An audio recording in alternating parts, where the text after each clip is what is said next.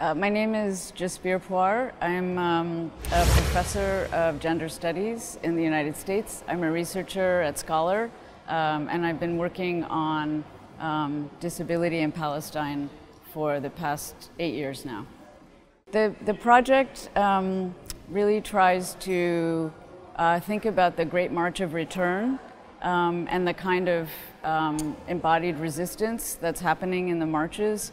And it links specifically to the theme of the rights of future generations and also the question of intergenerational relations by looking at the longer history of struggle in Palestine and also in Gaza in relation to the tactic of deliberate injuring and the kinds of resistances that are actually arising from this practice of injuring. So we both look to the past to see how this practice has evolved, and we also think about the future as embedded in the possibility of return. And so that's the title of the project. The title is Future Lives of Return, because what we see in the Great March is the kind of constant return every Friday to demand liberation.